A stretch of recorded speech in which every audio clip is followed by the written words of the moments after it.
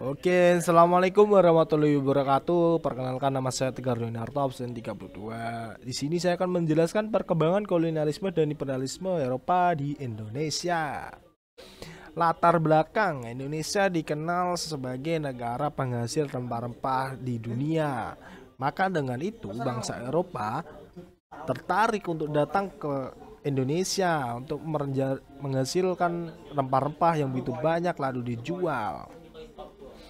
Hal-hal yang mendorong bangsa Eropa datang di Indonesia adalah konsep 3G, jatuhnya kota Konstantinopel tahun 1453, kemajuan ilmu pengetahuan dan teknologi seperti teori heliosisme dan penemuan teropong dan peta, buku Imago Muda, dan 2 milion karangan Marco Polo yang berisikan tentang perjalanan ke timur.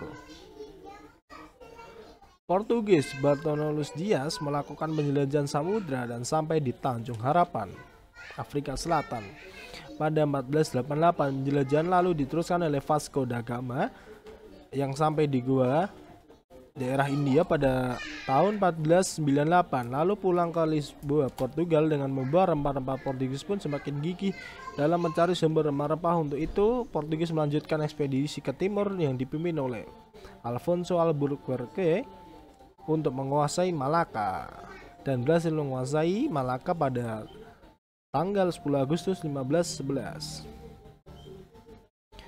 Oke, Spanyol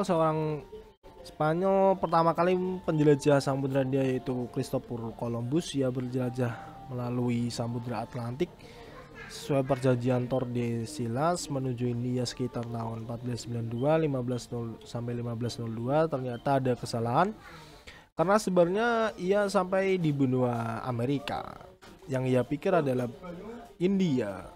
Penjelajahan berikutnya dilakukan Magellan dari Spanyol ke barat daya, melintasi samudra Atlantik sampai di ujung selatan Amerika, kemudian melewati samudra Pasifik dan mendarat di Filipina pada tahun 1521.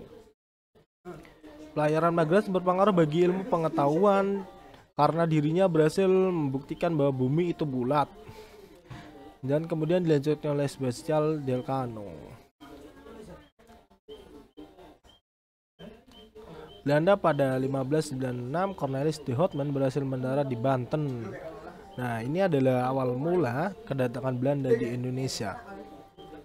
Ia berhasil mendarat di Maluku dan membawa rempah-rempah. Keberhasilan Van Eyck menyebabkan semakin banyak pedagang Belanda datang ke Indonesia.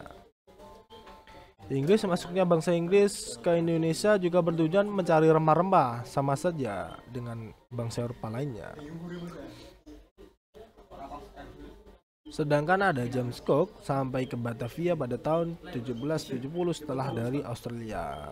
Jadi mungkin ini dari Australia dulu lanjut ke Indonesia. Perkembangan kekuasaan bangsa Eropa di Indonesia. Yang pertama, VOC. VOC didirikan pada 20 Maret 1602 oleh Johan van Oldenbarneveldt.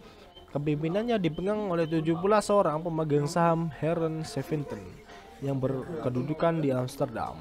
Tujuan dibentuk menghindari persaingan sesama pedagang Belanda, membuat Belanda dan persaingan dengan bangsa Eropa, memonopoli perdagangan rempah-rempah di Indonesia. Kebijakan VOC, ini ya, pajak wajib berupa hasil bumi, penyerahan wajib hasil bumi dengan harga yang ditentukan, menebang kelebihan jumlah tanaman agar tidak berlebihan sehingga harga dapat dipertahankan, pelayaran dan perahu kora-kora untuk memantau penanaman dan perdagangan rempah-rempah oleh petani.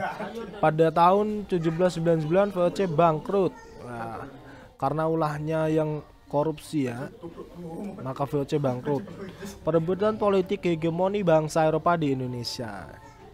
Yang masa pemerintahan Republik Batav, kerajaan Belanda dipimpin Louis Napoleon yang merupakan adik Napoleon Bonaparte mengangkat Gubernur Jenderal Herman William Daniels.